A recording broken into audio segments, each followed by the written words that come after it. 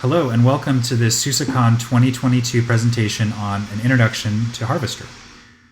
My name is William Jimenez and I'll be presenting this introduction and I'll be joined by my colleague Guangbo Chen, who will be presenting a hands-on demonstration of the technology immediately after.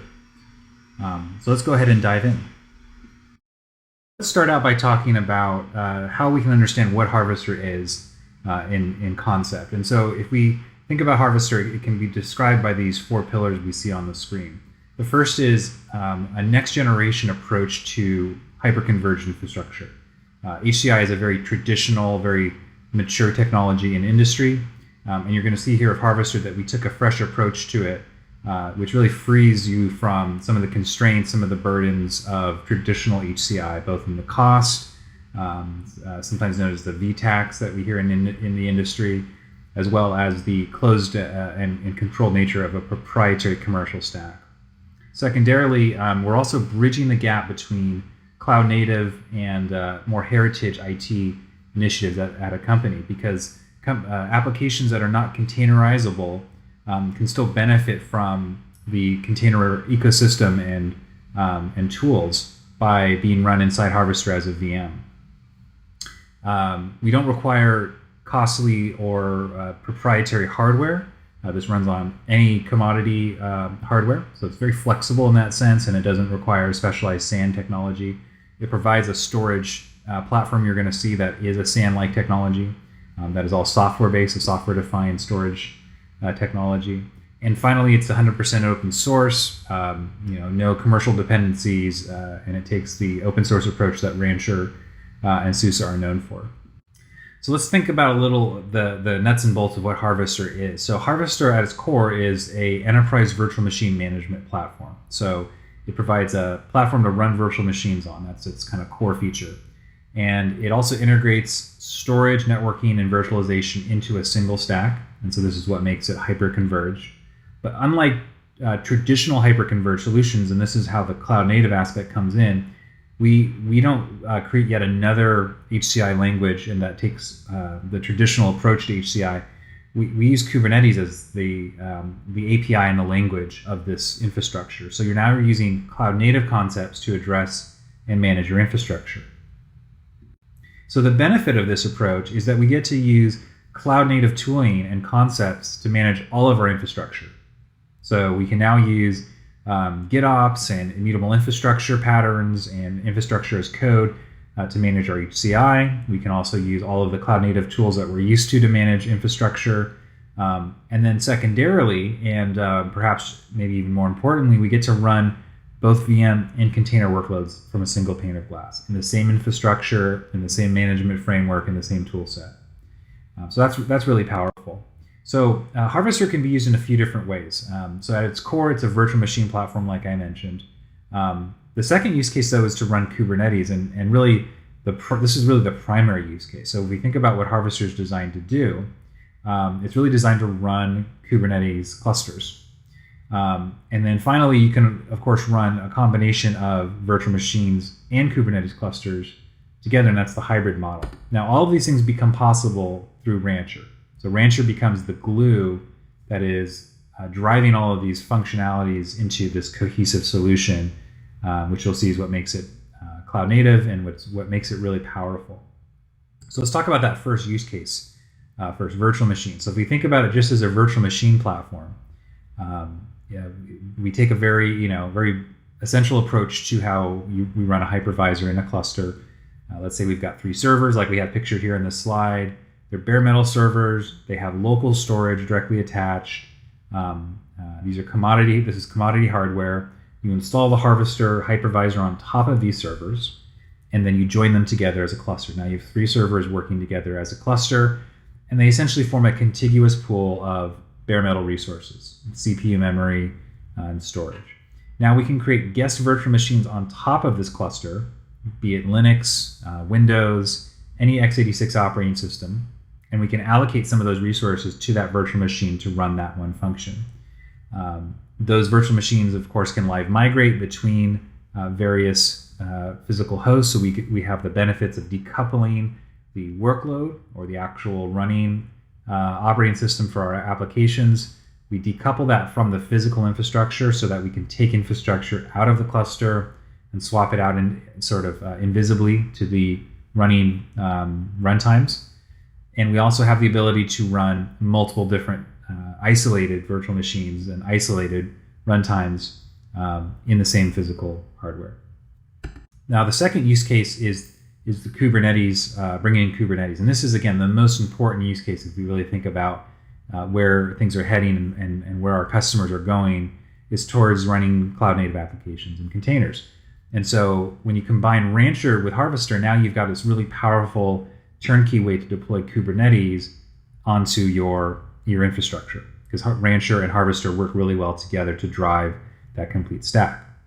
And then finally, it's really the combination of the first two, which is the most powerful, because then we're benefiting from the virtual machine workload support and running arbitrary VMs as we need to, but also being able to orchestrate fully integrated Kubernetes clusters alongside those VMs and alongside those legacy workloads perhaps, but all managed by the same control plane, the same pane of glass, which is Rancher. So Rancher manages both our VM workloads and our Kubernetes clusters, and therefore container workloads, all from a single pane of glass.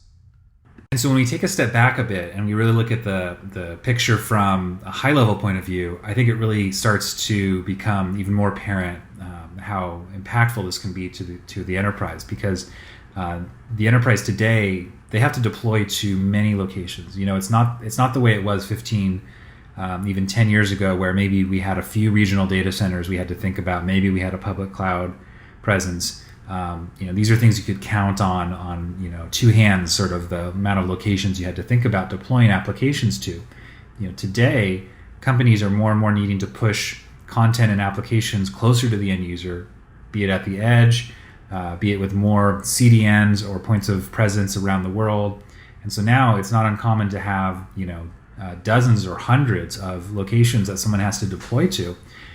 And so then the question becomes, well, how do I make my infrastructure across all those form factors and different locations and most likely different types of hardware? How do I make my infrastructure behave in a similar way so I can write my applications and design them in one language, and then have all those different infrastructures understand how to receive them when I go to deploy? That's not trivial. And of course, that's where Kubernetes adds a ton of value. But the question is, how do you get Kubernetes in all those different form factors quickly? You still have to put that layer of Kubernetes across all those different things. And that's where Harvester really shines, because it creates a cloud-in-the-box experience for the non-public cloud. In the public cloud, if I want a Kubernetes cluster, I can just go to AWS or Azure and push a button, and I've got a fully integrated Kubernetes cluster with operating system, storage, virtualization, all integrated, all supported. A Kubernetes distribution comes with that as well, all supported and integrated. And so we wanted to do the same thing in the data center or at the edge. Now when you deploy Harvester and you connect it to Rancher, you can push a button and you can get a Kubernetes cluster that's fully integrated with the distribution, with the operating system, with the hypervisor, all supported by the same stack. You get the support from a single vendor, and really that sort of turnkey experience that we've come to recognize in the cloud as beneficial. Another thing Harvester provides is a bridge from your heritage or legacy workloads towards your cloud native workloads.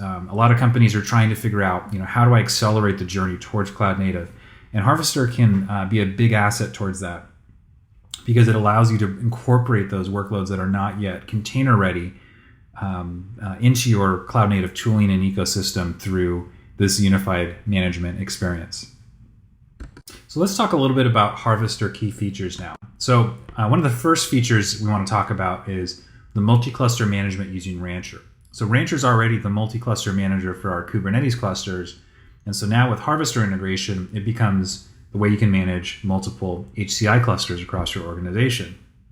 So if you think about having multiple deployments of infrastructure in many locations, different data centers, points of presence, different edge locations, now you can register those with Rancher, and Rancher can then manage those centrally, applying enterprise authentication, RBAC, all the functionalities that we would expect in a multi-cluster solution.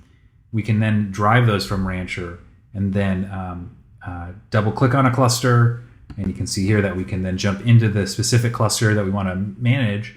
And now we're in the now we're in the Harvester user experience for that cluster, and we can manage it directly from our Rancher console, managing things like virtual machines now, and the volumes and the storage and the networking for those VMs. But it's all done through the single pane of glass of Rancher. Another key feature is ISO deployment. So this allows us to simplify the installation and imaging of Harvester for your bare metal servers. So you don't have to deploy an operating system and then run packages and install the components for Harvester. Harvester is a single ISO that is the operating system and the hypervisor all included in a single appliance. So it's an integrated experience, very easy to install. It's got a very simple wizard that you can go through on the command line to deploy it on a bare metal server. You can also use Pixie Boot and imaging technologies to image multiple servers at once in an unattended fashion. You can set all the parameters up in a config file and image a rack of servers in an unattended manner. So very flexible for getting the clusters deployed or built onto your bare metal. Another feature that we're really excited about too is being able to provide storage to your container workloads from the HCI layer. So most HCI systems, of course, have this enterprise storage technology in them, some sort of SAN or storage area network functionality. Harvester is the same. We use the Longhorn storage technology to provide this. And so when you're creating a virtual machine, our storage system is creating a volume for that virtual machine to provide the root disk and where the operating system boots from. But it can also provide additional volumes arbitrarily for your container workloads and attach those to the VM the container runs on. So as you know, when you deploy a pod in Kubernetes and add a PVC or a need for storage, then Kubernetes will automatically orchestrate, if it has a CSI integration, storage to be attached to the node where the pod will be deployed on. And then when the pod is running, then it's mounted into that volume so that it can use that volume directly as persistent storage. And so we provided a CSI driver for your Kubernetes clusters that you run on Harvester, which then allows your Kubernetes clusters through CSI to tell Harvester, hey, I need a new storage volume for this pod. Please allocate it and provision it on this node where I'm about to schedule a workload. So this really makes storage a lot simpler of a solution or a story for your container workloads when you're using Harvester as your HCI. And so now let's just wrap up here with a brief look at the roadmap. We have an exciting roadmap planned for the next few years. It's also a very fluid roadmap. It's, for a new product like Harvester that is still entering the market and maturing, we have a lot of opportunity to adjust this as our customers give us feedback and help shape and guide this roadmap. So we're really excited to engage with our early adopters to hone in on this roadmap further. But some of the key highlights that we know that we're excited about so far are things like GPU support. It's a big ask from a lot of customers. Also USB device support. We're working on accelerating the performance of the storage using dedicated storage networking, so you can have dedicated NICs for the replication traffic in your clusters. Another key thing is SRIOV support and DPDK. This is an acceleration pathway for high I/O networking requirements that some clusters have and some environments have. This will allow your workloads to access very high I/O network interfaces. As we look to the future, we're looking more about how we can help assist people managing hardware, monitoring the hardware, looking at things like fan speed, CPU sensors, smart data or smart sensors coming from your spinning disks or your physical disks, baseboard management sensors that might be reading information and diagnostics to to the user, so we can collect that information. We can maybe help display that for our users in such a way that they can know when they need to take action for managing their hardware. We're looking at things like better ways to intelligently balance workloads across the cluster, especially when things shift around in the cluster and become unbalanced. We want to be able to add logic so that the cluster can better rebalance itself and provide the best user experience and quality of service to the workloads running on them. So these are just a few kind of highlights that we're looking at so far, and you can see the others on the roadmap. But most importantly, like I said, we're really excited to engage with our early adopters to better shape the roadmap for their needs. And so now we'll kind of switch gears and talk and actually get a hands-on look at the product itself, probably the most exciting part of this talk. And I'm going to hand this over to my colleague who will be presenting on this. So Guangbo, I think this is where it's going to hand over to you. And thank you again in advance, Guangbo, for walking us through Harvester hands-on. And thank you all for listening and attending thus far, and stay tuned for this next section. Yeah. Hello guys, welcome to the FY22 SUSECON. In today's demo, I'm going to demonstrate the Harvester 1.0.2 release. So Harvester can be installed in two ways. The first one is you can download the ISO image and doing a step-by-step configuration. And the second one is you can do an IPXE installation, especially for a batch install. And those additional assets will be required for a batch installation. Normally, when you're downloading the ISO image, you can probably burn it into your USB driver and plug into your system to do the ISO installation. Or if you are using a home lab and you don't have independent bare metal machines, what you can do is you can create VMs that support nested virtualization and trying to install Harvester inside your VMs to just do an experimental explorer. So in this demo, I'm going to give some quick walkthrough about the installation mode with the ISO image. So firstly, you can either choose to create a new Harvester cluster or join an existing Harvester cluster as a compute node. So in my case, I'm going to create a new Harvester cluster.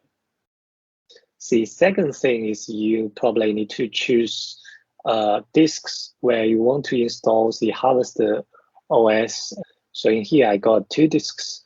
So there are some minimal hardware requirements, like 150 gigabytes for the load disk.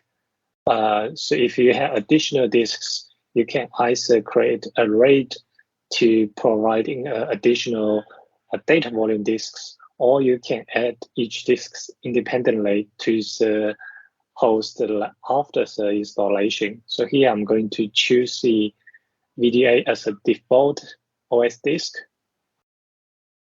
If you have additional disks, you can separate your VM data disks into a new one. And this can only be performed during the installation. You can also configure your customized YARN config for IPXE install. And it is highly recommended to separate your data disks from the load disks. So the reason being for that is because separate disk will providing a better I/O performance for your VM data, as well as a better isolation. So here I'm going to choose additional disks and configure your host name as a Harvester demo and select your management NIC. So you can select multiple NICs if you have, and for Harvester, it will automatically create a bond for you. So you can get a failover mechanism if you want to build a HA solution for your management network. And configure the bond mode and IPv4 method to request the IP from your DHCP server or router. And then let's configure the DNS server 8.8.8.8 And the next one is you can request a VIP from your DHCP server, or you can configure a static one if needed.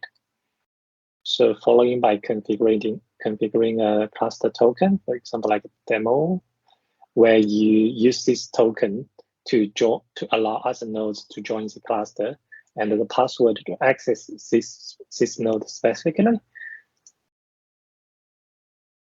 So let me configure the password. And the next one is you need to configure NTP server. So NTP server actually is really important for your time synchronizations, which is critical to Kubernetes, because as you know, Harvester is using a Kubernetes under the hood. So it is recommended to configure NTP server to make sure all your nodes has synchronized time across your cluster. And if needed, you can configure a proxy server, which can allows your cluster to access outside web data. And also, if you need to import access keys rather than using a username or password, you can just configure over here. So last but not least, you can configure additional Harvester configs that has been supported by the Harvester settings.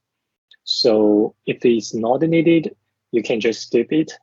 If you have one, you can hosting your HTTP config through an inject server, for example, and just trying to type the UI address here. So for here, I'm going to skip it.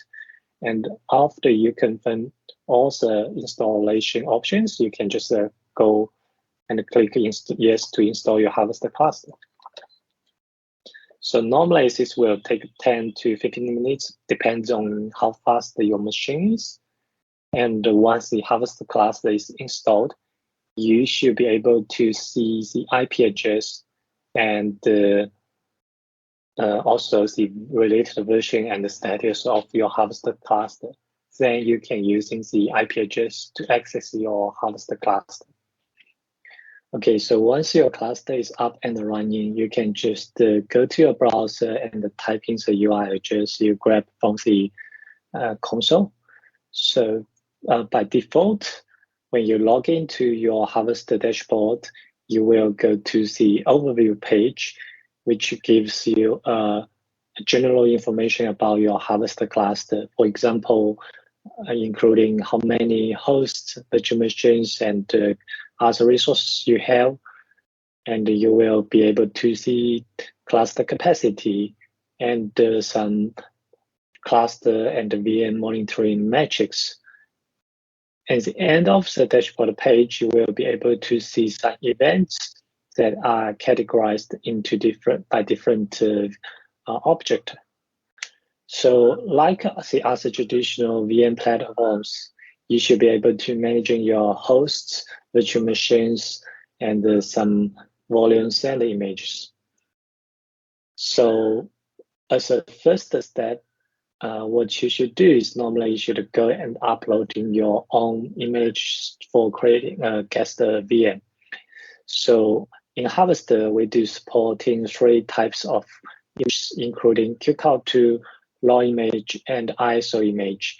Here, I have already uploaded a few of them. So let's go to the virtual machine page to create our customized VM. But before doing that, let me just briefly introduce a concept called a namespace. So namespace basically is a concept from Kubernetes, which allows you to put a variety of resources into a particular namespace to providing a certain level of isolation. So in here, I have created one called SUSECON 22, and now I can create a VM inside the related space. So let's call as a demo open SUSE1. And in here, we have provided some VM templates which can help you to quickly spin up your VMs. For example, there are ISO raw and Windows ISO image template. You can always create your customized one if needed. So let me just go ahead and create doing my own customization. So I can specify CPU memory, select my SH keys, and on the volumes tab, I can select image as a low disk image. Of course, you can always add additional volumes if needed. And on the network tab, you can select required network configurations. So measurement network is come as a default for the harvest cluster, but it doesn't provide a persistent IP. So the IP address will get changed after VM reboot. If you need to use persistent IP, you need to configure your own VLAN network. So for example, in here, I have already created one. And node scheduling allows you to scheduling your VMs to a particular node or nodes depends on the affinity we have defined. Lastly, on the advanced tab, you can do some advanced configurations. For example, in 102, we have introduced a new field called the run strategy. So previously, we're just using a running field to describe whether a VM should be running or not. But in real life, this is not enough to describe all the scenarios. For example, when you have a VM that currently shut down inside the guest OS, but the harvester will actually automatically restart the VM because its field is set to running. So by using the new field run strategy, you can just define your VM's run rules according to different strategies. For example, with rerun or failure, it will only restart your VM when its status is on failure. So for the previous case, you will just go into expected status instead of restart the VM automatically. And in the cloud config section, you can just define your cloud init scripts. For example, you can inject your SH keys, you can inject your name, password, and even some advanced script for some Terraform batch creation.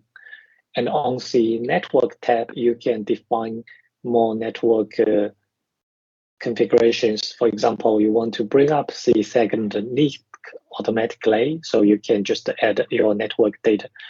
And in order to reuse your cloud init configuration, you can just create a template for it. So let me just go ahead and create this VM. So normally it will take a couple of seconds to just starting the VM, and let's just click and view its general status. For example, it will provide some basic information, volume status. And the second notable change after 1.0 is that we have provided a tab called Access Credentials, where you can do it in a dynamic key injection after the VA started. For example, this would be really useful if you forgot to set your SH keys. In order to take advantage of this feature, a Cumul guest agent is required to be installed for your VMs. So once a Cumul guest agent is installed, you can just click Edit Config and insert access credentials to add either basic auth or add SH keys. You need to specify the user for your VM. For example, if it's OpenSUSE, the user will be OpenSUSE. Or you can define a new user if needed. So after you specify the SH users and select associated keys, you will just need to restart your VM to make sure your configuration is taking effect. So once your VM is up and running, you should be able to access your VMs either using the serial console or web VNC inside the dashboard, or you can just using your own terminal to SH access to your VMs using the IP address. For example, in here, I can just bring up my terminal and doing sh OpenSUSE at IP address. Yeah, because I have already injected my SH keys, so I will be able to log in directly. And let me just check the IP address. And by default, the ETH0 will be up and request the IP address through the VLAN network. Yeah. Okay, the next thing I would like to demonstrate is about multi-cluster management. So you can easily manage virtual machines, volumes, and image through a single harvester cluster view easily. But what if you want to do a multi-cluster management? What if you want to do a multi-tenant management? What if you want to manage your VMs and containers side by side? If you have the above concerns, probably Rancher is the right answer for you. So with Rancher, now you can just simply importing the harvester cluster and managing with Rancher. So basically, you can deploy Ranchers to any public cloud, or you can just spin up a VMs and deploy your Rancher inside the harvester VM. So in here, I have already deployed my Rancher dashboard somewhere. And now let's try to importing my harvester cluster. By clicking the virtualization management tab, we can start to importing my harvester demo cluster.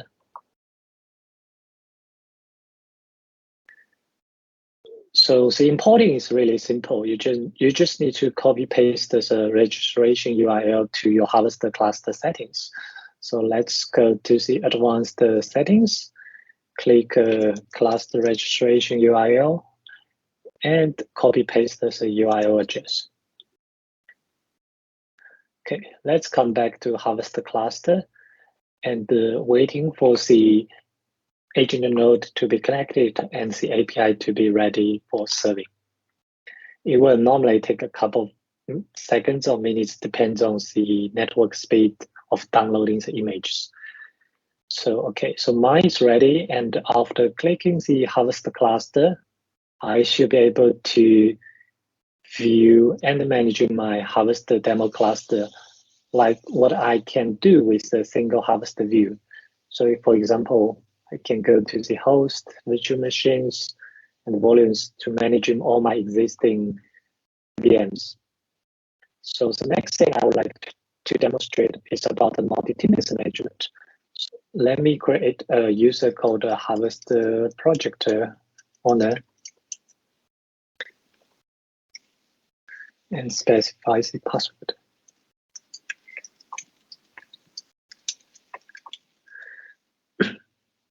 So this user will be a standard user.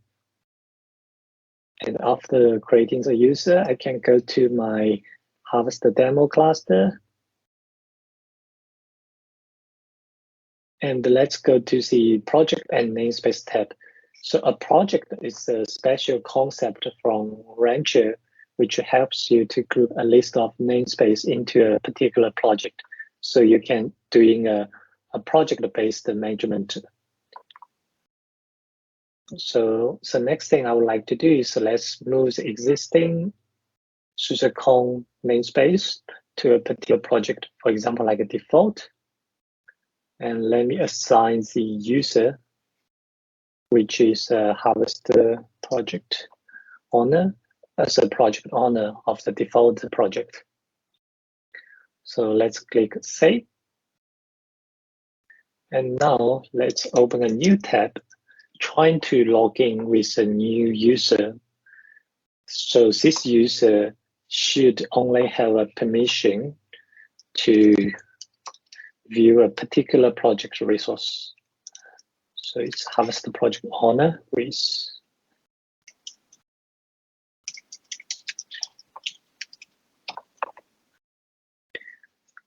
okay, so after login, what I would expect to see is a cluster called the harvester demo, and with only access to view a particular project resources.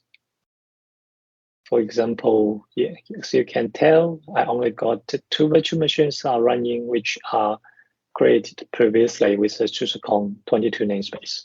Yeah, and also volumes and the images I have created for this particular namespace.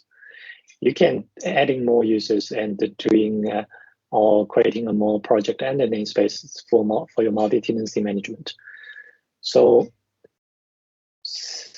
the next one I would like to introduce for you is with Harvester, you can also try to spin up your own Kubernetes cluster within Harvester through our Harvester node driver. So with Harvester node driver, you can actually just simply come to the Rancher dashboard page, create a related credentials, for example, Harvester demo to access our imported Harvester cluster. And let's specify a cluster name.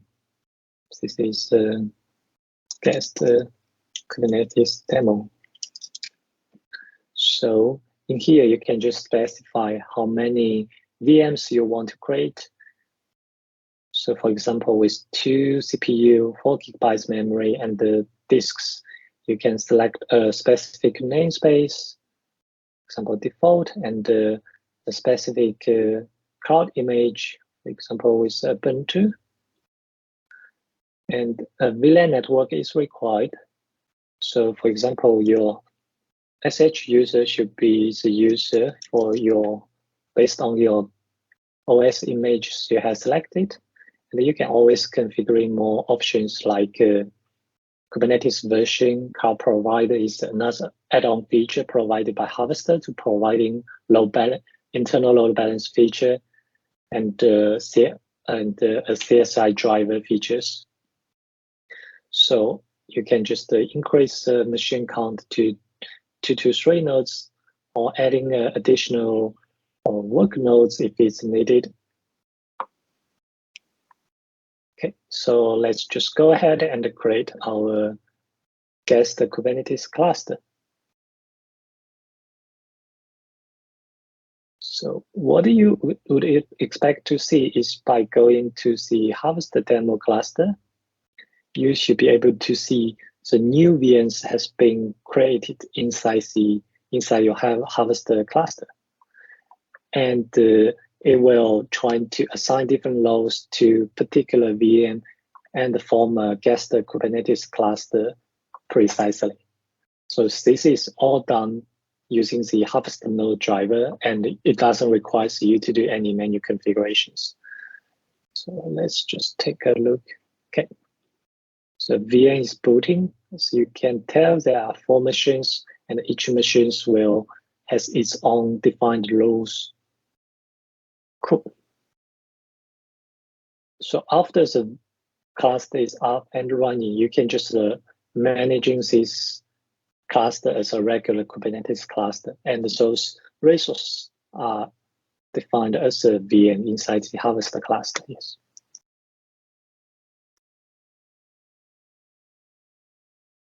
Okay. Okay, so the last but not least feature I would like to discuss in here is about the upgrade. So starting from Harvester 1.0, now you can upgrade your Harvester cluster by simply clicking the upgrade button from the Harvester dashboard page when there is a new version released. And for AirGap environment, you will need to apply the version manifest YAMLs manually to your cluster. And also you need to hosting the Harvester assets like the ISO image locally with the Nginx HTTP server so that it can be downloaded or pulled for each node. Let me give an example. So let's go to the Harvester doc and the upgrade page. In here, you should be able to see how the version YAML looks like. And there is a step-by-step guidance provided by our engineers.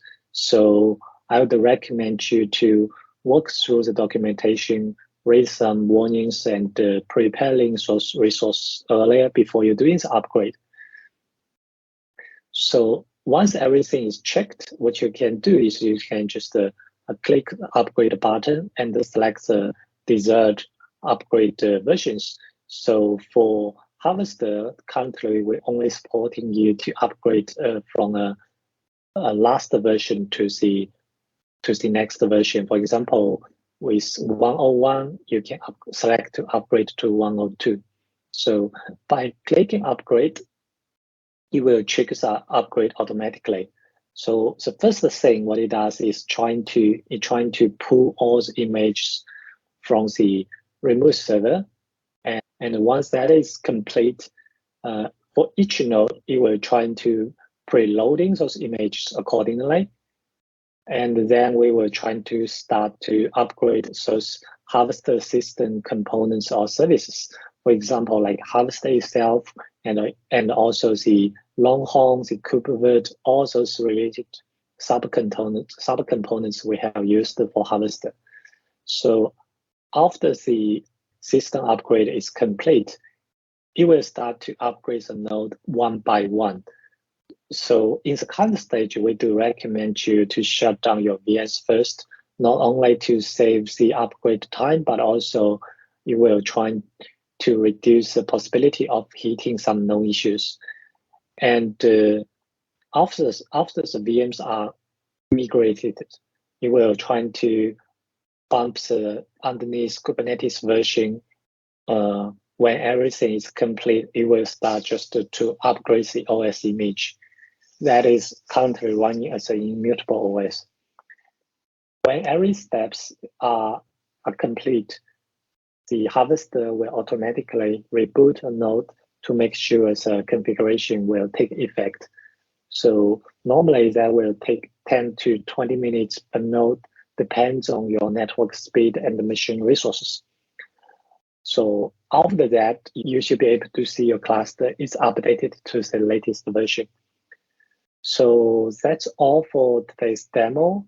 And in conclusion, Harvester is an open source project, and all of our users and feedbacks are the biggest treasure to us. So your user experience and ideas have inspired and helped us to develop a better open source product. So please enjoy Harvestering and sharing your feedbacks or ideas on our GitHub repo and the user Slack channels. So lastly, please enjoy the SUSECON, and thanks for your time for watching the demonstration. Thank you.